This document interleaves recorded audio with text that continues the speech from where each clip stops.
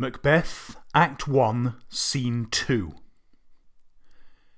The action of the play at this point shifts away from the isolated, out-of-the-way realm of the supernatural that we saw in Scene 1 into the very heart of civilization, the King's headquarters.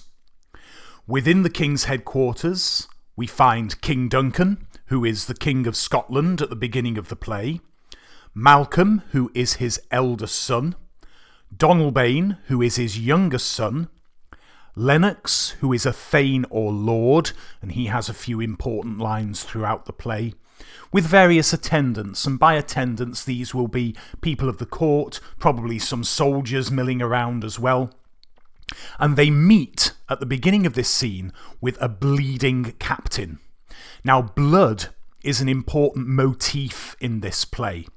A motif is a dominant or recurring, meaning occurs over and over again, image or idea within the play. This is a very bloody play, and so really early on in the play we find ourselves with Duncan, Malcolm, Donalbain and Lennox meeting a bleeding captain, literally a captain covered in blood. Duncan says, "What bloody man is that? He can report, as seemeth by his plight, of the revolt, the new estate." Now when he says, "What bloody man is that?" he's not swearing at him. He's literally meaning, who is this man covered in blood? And of course he realises that it's one of his soldiers, because at the very start of the play, we've just come to the end of a really brutal battle. A battle in a civil war. We know that it's a civil war because Duncan mentions the revolt, and he is asking whether or not so much asking, rather observing, that this captain, who's clearly been fighting in this civil war, can report, can bring him up to date with how things have been going with this revolution, this fight of King Duncan's side against the rebels. So he's saying that this captain can give them an update on the present situation. Malcolm identifies this man in this way. He answers his father, "This is the sergeant who, like a good and hardy soldier, fought against my captivity. Hail, brave friend, say to the king the knowledge of the broil as thou didst leave it." Malcolm's saying here that this bleeding captain fought to stop Malcolm being taken hostage. He fought against my captivity. He stopped me being taken captive and held as hostage. And he says to the man, he calls him brave friend, "Tell the king about the broil." Broil is another one of those words that suggests chaos and turbulence, and we've already had those ideas of chaos and turbulence brought up in the very first scene. So tell the king exactly what's been going on in this broil, this struggle. When you left the battlefield, what updates are you able to bring? Now the captain has a really important speech here, and in it we learn not only about the situation in Scotland, but we also learn something about Macbeth as well. I'll read it all the way through and then we'll go back and unpick it. "Doubtful it stood, as two spent swimmers that do cling together and choke their art. The merciless MacDonald, worthy to be a rebel, for to that the multiplying villainies of nature do swarm upon him, from the western isles of Kerns and Gallaglasses is supplied, and fortune on his damned quarrel smiling showed like a rebel's whore. But all's too weak, for brave Macbeth, well he deserves that name, disdaining fortune with his brandished steel, which smoked with bloody execution, like valour's minion carved out his passage till he faced the slave, which ne'er shook hands nor bade farewell to him, till he unseamed him from the nave to the chaps, and fixed his head upon our battlements." Going back to the beginning of that speech, The captain replies that there was a point at which it looked like Duncan's forces were going to lose the battle and that the rebels were going to win this civil war, because he starts his report by saying, "Doubtful it stood. Things were looking really doubtful for our side at one point. We were almost like two spent swimmers, exhausted swimmers, clinging together in order to try to stay alive." So he uses this metaphor to give the idea of Duncan's army really struggling. He mentions in his report the merciless MacDonald. MacDonald is the rebel who is leading this revolt, who is leading this rebellion. And we're told that MacDonald has been able to gather reinforcements from the Western Isles. When he mentions cairns and gallaglasses, he's talking about the fact that many fighting men armed with axes and all sorts of other weapons had come to join MacDonald in the rebellion. And for a time, fortune was smiling upon MacDonald's quarrel. In other words, for quite some time, it looked as if fortune was on MacDonald's side and that the rebels were going to defeat Duncan's forces. But, and he even uses that word but, all's too weak, because brave Macbeth is fighting on Duncan's side, and brave Macbeth has helped turn the tide of the battle. Now, I want you to note here the way in which Macbeth is referred to. Brave Macbeth. The captain even goes so far as to say, well, he deserves that name. Macbeth really deserves to be called brave. Now, remember what I've said already about this idea of the tragic hero, and Macbeth is our tragic hero, remember, at the start of the play, occupies a position of greatness, either because of their social status in society, and this was the important thing, that they had the respect, the high respect of many other characters. And that is certainly true here. The captain says that Macbeth really deserves to be called brave. We're told that Macbeth was disdaining fortune. In other words, he wasn't concerned about the fact that good luck, good fortune seemed to be on MacDonald's side. That didn't stop him fighting bravely. Because with his brandished steel, which smoked with bloody execution, like Valor's minion, carved out his passage till he faced the slave. The brandished steel that the captain refers to here is, of course, Macbeth's sword. And Macbeth has been fighting so hard that his sword smoked with bloody execution. Macbeth's sword is literally covered in blood, which in the cold air is steaming off his sword. That's why it smoked with bloody execution. So you really get the impression of how violent Macbeth has had to be in order to fight these rebels. When the captain refers to Valor's minion, Valor is another word for bravery. Minion is a word for somebody who serves. So what the captain's saying here is that Macbeth serves bravery. That's how well and how skillfully he's fought. And this is where you've got to picture the scene. You can imagine we're on the battlefield. Macbeth has spotted MacDonald on the battlefield. He knows that MacDonald is the rebel in charge leading this revolt, and Macbeth wants to kill him. And so it's like he sees him on the other side of the battlefield, and all of MacDonald's men are in front of MacDonald. So he carved out his passage.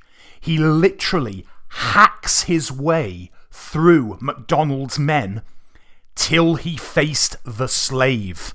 and the slave is MacDonald. Of course, the captain is not going to refer to MacDonald in flattering terms. He's a rebel after all.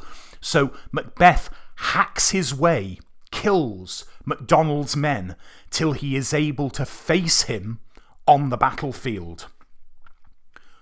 When he finally gets to MacDonald, we are told, which ne'er shook hands nor bade farewell to him.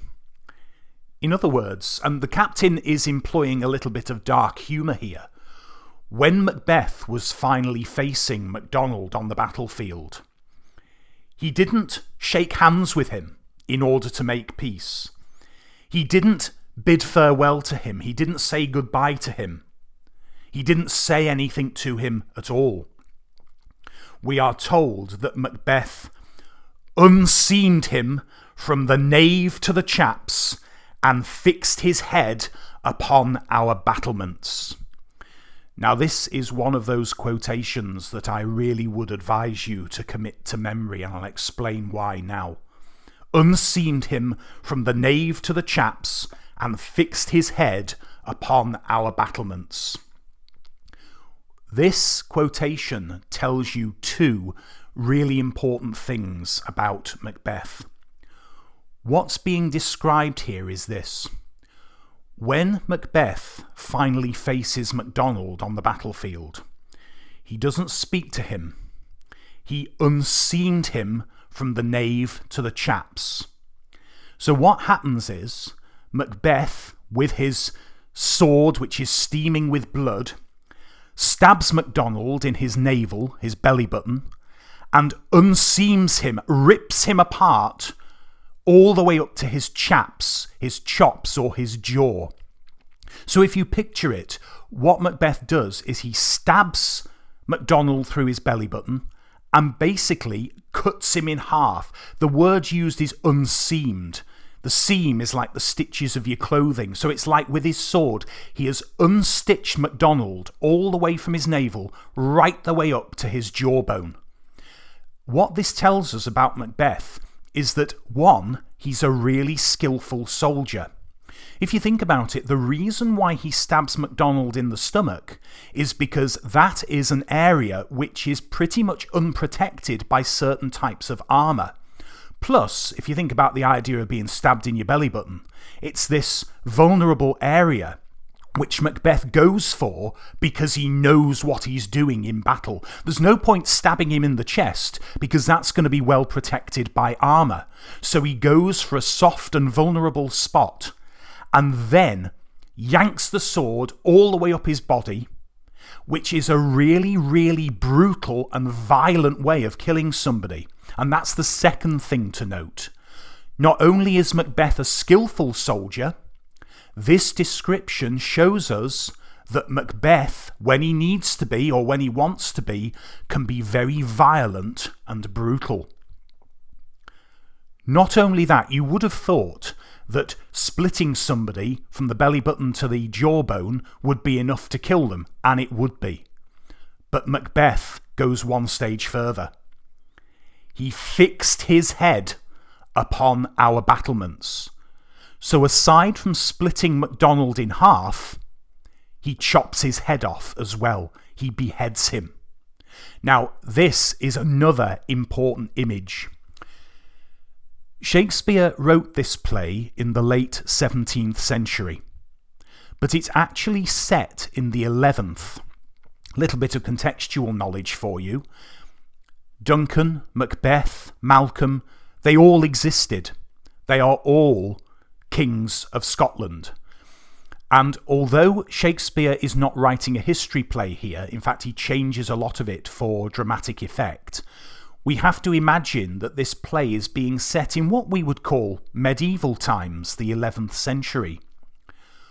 One of the things that you did in the 11th century to traitors like MacDonald was you cut their heads off and placed them on the battlements of a castle or the city walls as a warning to anybody who might have treacherous thoughts.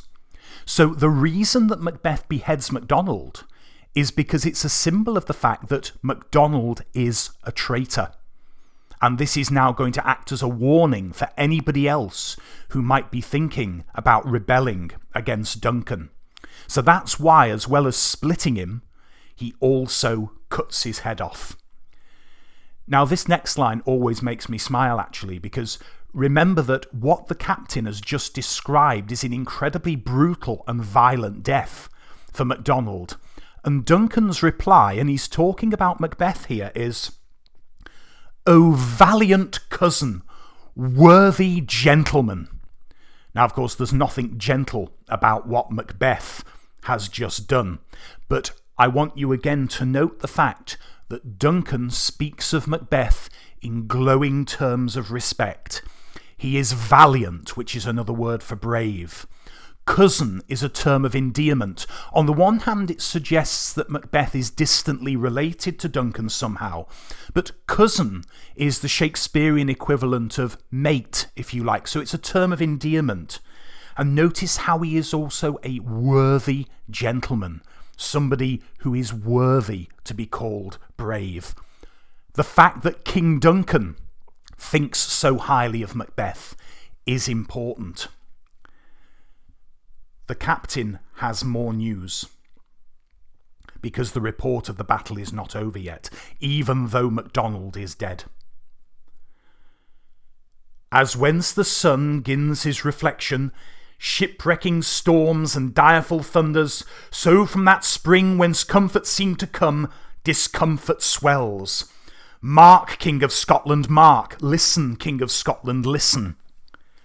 No sooner justice had with valour armed compelled these skipping kerns to trust their heels, but the Norwegian lord, surveying vantage, with furbished arms and new supplies of men, began a fresh assault.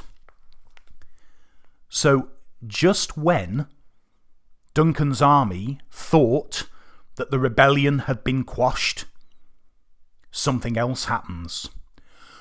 We're told that just as the skipping kerns have trusted to their heels, just as MacDonald's forces, seeing their leader dead, ran away in retreat, the Norwegian lord, surveying vantage, with furbished arms and new supplies of men, began a fresh assault.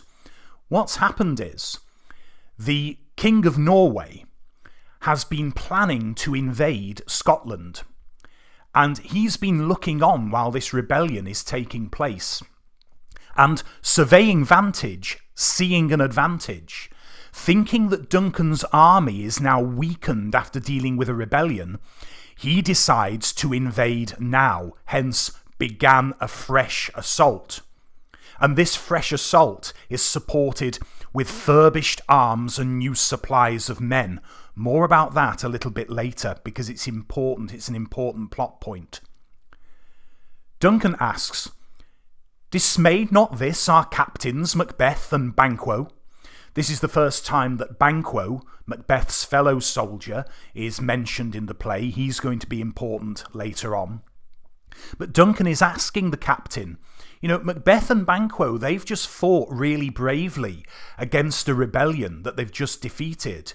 They think it's all over, and then they see the Norwegian army approaching. Didn't this dismay them? Didn't this lower their morale? Didn't this make them feel really disheartened? And the captain replies, and again he's using a little bit of humour here. Duncan's just asked, did this dismay Macbeth and Banquo? And the captain replies, "Yes, as sparrows eagles, or the hare the lion." In other words, oh yeah, they were dismayed if eagles are frightened of sparrows or lions are frightened of hares. In other words, no. Eagles, predatory birds, are not frightened of sparrows. Lions are not frightened of hares, rabbit-type creatures. And therefore, Macbeth and Banquo were not frightened of these new invaders any more than an eagle would be frightened of a sparrow or a lion would be frightened of a hare. "If I say sooth, I must report they were as cannons overcharged with double cracks, so they doubly redoubled strokes upon the foe.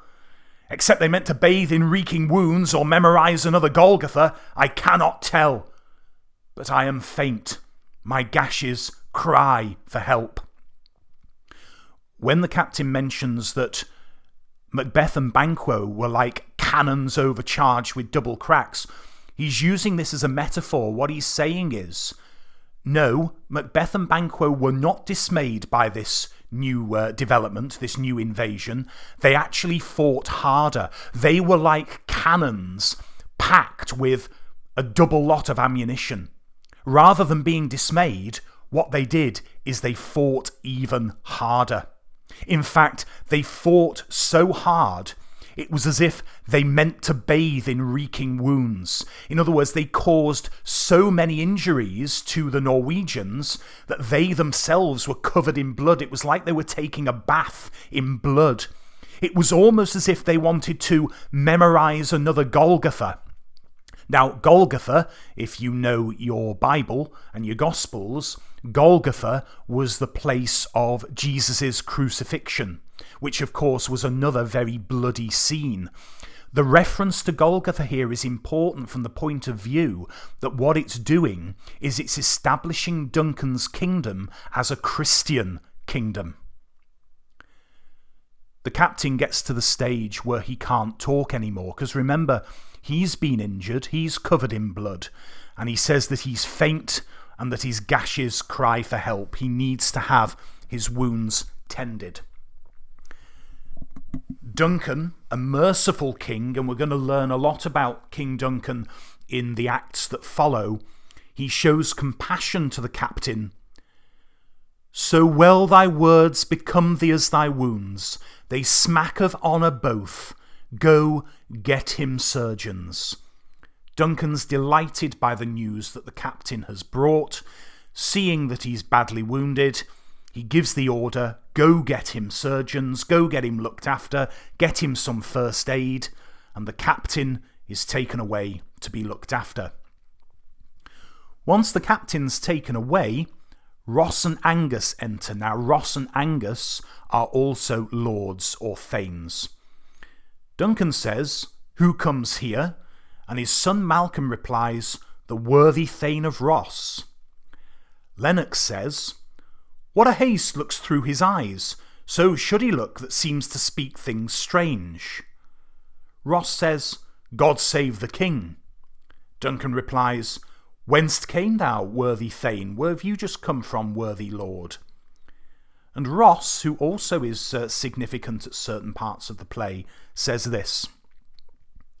From Fife, great king, where the Norwegian banners flout the sky and fan our people cold. I've just come from Fife, which is a region in Scotland. I've just come from Fife, and in Fife you can see the Norwegian banners flying. Remember that armies would have gone into battle with banners and standards. And of course, they fan our people cold because the people of Scotland don't want the Norwegians there and they're frightened. His report continues. Norway himself, with terrible numbers, assisted by that most disloyal traitor, the Thane of Cawdor, began a dismal conflict. So Ross is bringing further news about the battle with the Norwegians. Now, if you remember a few lines ago, the captain, who was also giving a report about this invasion, mentioned that the Norwegian lord had been furbished, supplied with arms and new supplies of men, weapons and reinforcements. And it turns out, from what Ross has just said, that the Norwegian lord has been helped by another traitor within Duncan's kingdom, the Thane of Cawdor, the Lord of Cawdor.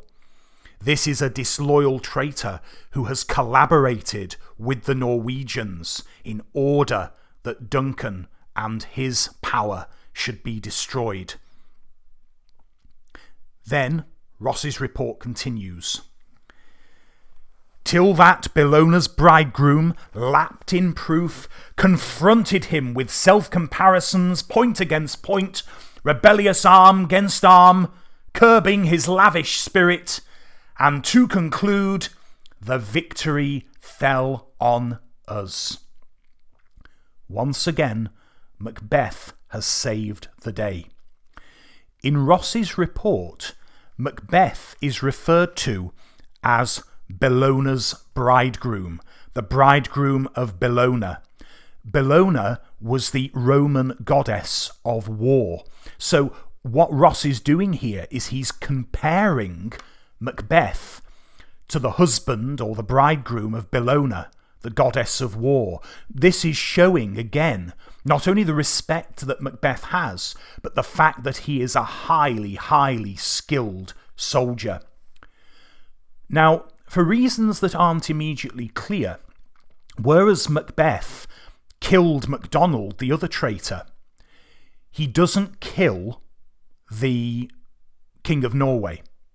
He faces him and makes him surrender. So much so, curbing his lavish spirit, in other words, taking away the impetus that he had for the invasion, he makes him surrender, and the victory fell on us. We won the battle, again thanks to Macbeth's involvement. Duncan's delighted, great happiness. Ross continues, "That now Sweno, the Norway's king, craves composition, nor would we deign him burial of his men till he dispersed at St. Colm's Inch $10,000 to our general use." Sweno is the name of the Norwegian king, and Ross is saying here that now that he has surrendered, now that the Norwegian king has surrendered, we won't let him bury any of his men until he pays us $10,000 in compensation for the inconvenience that we've had to endure as a result of his invasion. As we come to the end of the scene, Duncan, although a merciful and compassionate ruler, does not treat traitors well. He's going to punish them. He talks now of this second traitor, the Thane of Cawdor. "No more that Thane of Cawdor shall deceive our bosom interest. Go pronounce his present death, and with his former title greet Macbeth." Ross says, "I'll see it done." And the scene concludes with Duncan saying, "What he hath lost, noble Macbeth hath won." So just going over these last three speeches, Duncan is no longer going to tolerate the Thane of Cawdor, this lord who has betrayed him. He announces that he needs to be put to death, he needs to be executed. Go pronounce his present death. And he also announces that Macbeth is going to receive a reward. With his former title, greet Macbeth. In other words, as a reward for what he's done, Macbeth is going to be given the title Thane of Cawdor, Lord of Cawdor, Cawdor being another region of Scotland. And now he's going to be made Lord of that region, and he's going to be in charge of that region as a reward for what he's done.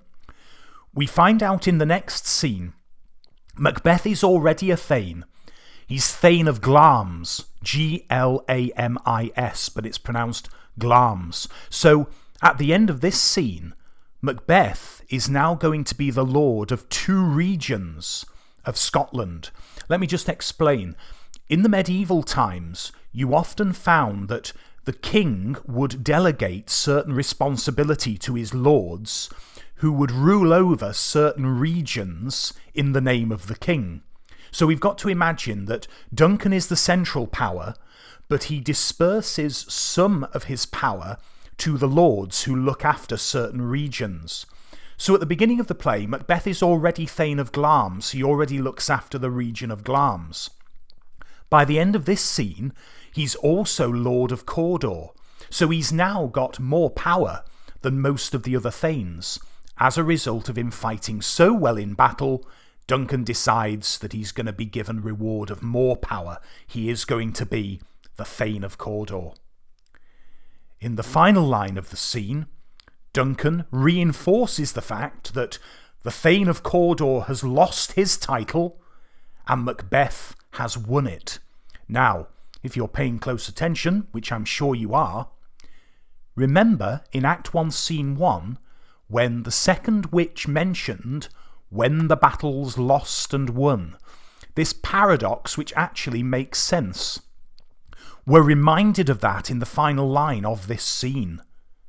The Thane of Cawdor has lost his battle and his title and is shortly going to lose his life as well, whereas Macbeth has won not only the battle but also a new title. We will see how things progress in Act 1, Scene 3, coming up in the next tutorial.